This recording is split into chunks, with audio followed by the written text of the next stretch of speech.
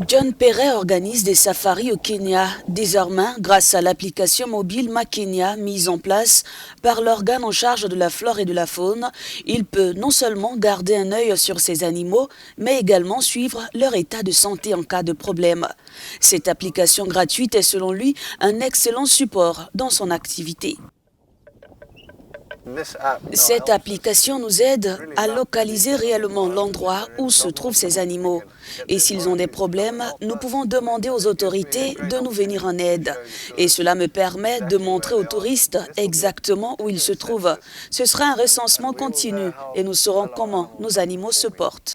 Pour Simon Musila, chercheur au Musée national du Kenya, cette application permettra de suivre les 25 000 espèces dispersées un peu partout au Kenya. La participation du public est essentielle, affirme-t-il. Nous voulons encourager le grand public à participer à la conservation de ces mammifères et l'une des choses qu'il peut faire est qu'à chaque fois qu'il voit des mammifères n'importe où, qu'il publie une vidéo sur l'application et ils participeront ainsi à leur conservation. Les défenseurs de l'environnement pourront également avoir à disposition des données utiles pour protéger la faune et les 7000 espèces de plantes que compte le Kenya. De plus, MaKenya aidera les experts à déterminer les habitats dans lesquels vivent les espèces en voie d'extinction. Il s'agit d'enregistrer les conditions de reproduction, en particulier si vous voyez une espèce menacée et que vous constatez qu'elle a des petits, c'est très encourageant, car nous saurons que cette espèce survivra dans cet environnement.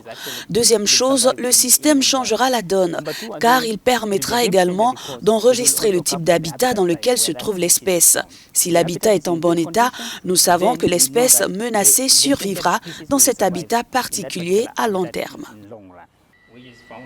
Tous les Kenyans désireux de participer à la protection de la biodiversité peuvent télécharger cette application et faire leur premier pas en tant que scientifiques citoyens et ainsi soutenir les actions des autorités chargées de la protection de la faune sauvage.